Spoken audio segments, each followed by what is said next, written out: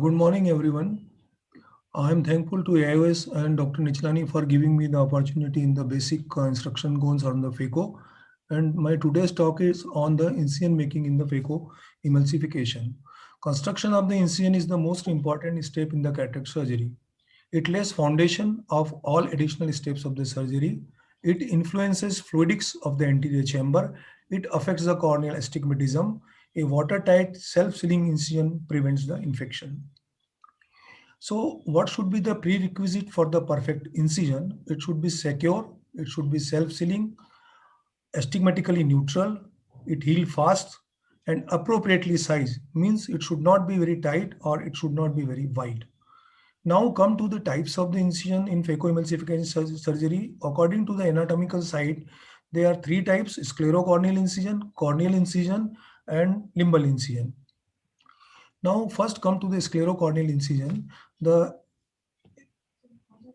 sclerocorneal incision, it should be square lying within the astigmatic neutral tunnel funnel. External incision, like in this video, it should be 1.5 millimeter away from the limbus, and we make one vertical incision, and then we go for the corneal tunnel. The length of the tunnel is very important. It should be 1.75 at least 1.5 to 1.75 millimeter, and depth should be 1/3 to half thickness of the sclera. Particularly, this sclerocorneal incision is preferred into the pediatric age group. Now, what are the problems with the sclerocorneal incision? If the initial groove is too deep or knife is very sharp, it can cause premature entry. And if the initial groove is shallow or the knife is blunt, it can result in the tearing of or buttonholing of the flap. Now, the most common incision is the clear corneal incision, as it is anterior to the limbal arcade, so it is a clear corneal. It is preferred the method of incision due to many advantages over traditional sclerocorneal incision. It is a shorter procedure time, faster recovery, no conjunctival manipulation or cautery is required, and good for surgery under topical anesthesia. Uh, uh, According to the location, the clear corneal may be temporal, superior, or superiotemporal. Temporal is generally preferred because it induces the less SIA. It is away from the central visual axis, and it offers better accessibility to the surgeon due to less brow obstruction as compared to the superior incision.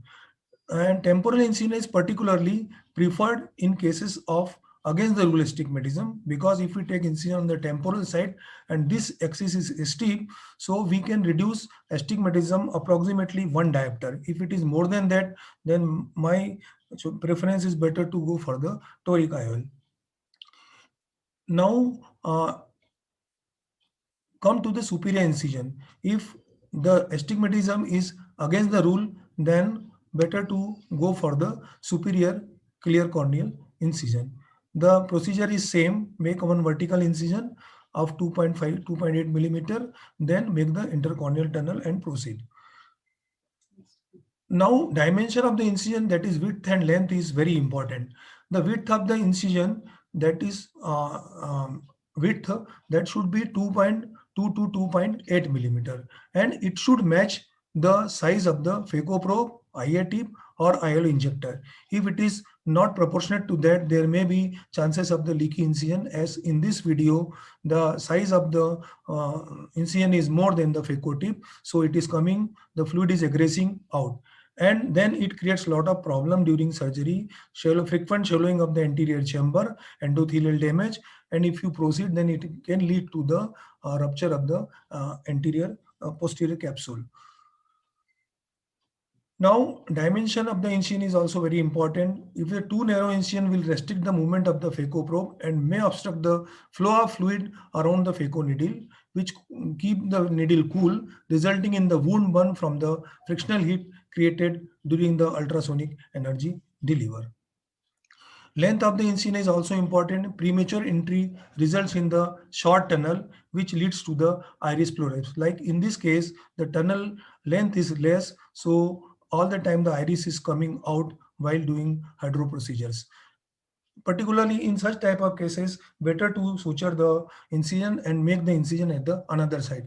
So ideal incision should be a square incision. Now, according to the plans, architect, the incision may be uniplanar, biplanar, or triplanar. In the uniplanar incision, what we do, we directly insert the angle keratome into the cornea, and it is in one plane, like in this line diagram we can understand. So it should be done by the experienced surgeon because it requires a lot of experience, and the amount of astigmatism is very less, but the chances of leakage is more with such type of incisions.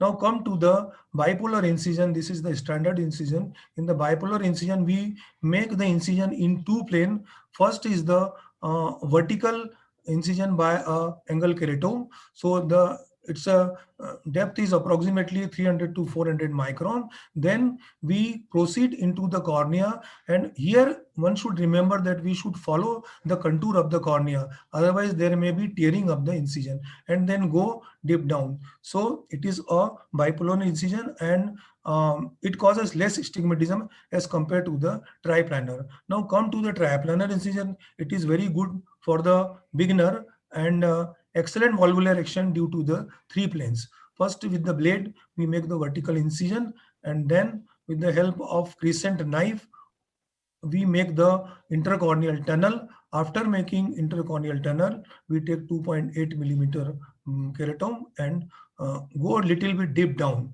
So we puncture the anterior chamber.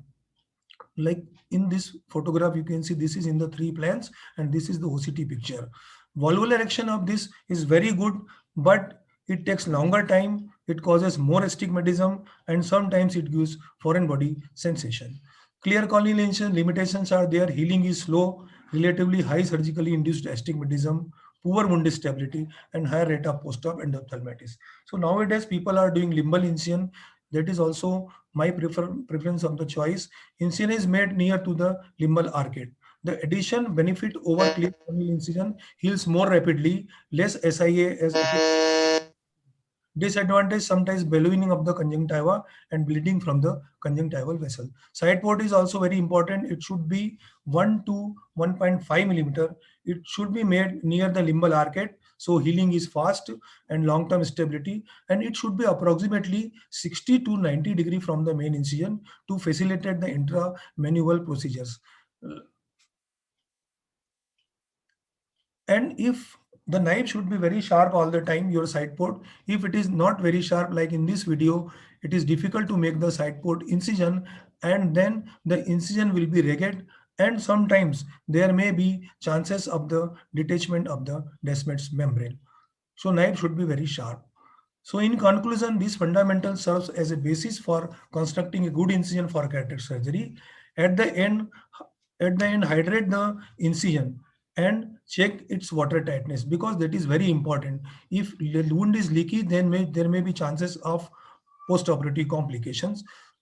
So better do it good hydration with the syringe, and if incision is then apply the suture.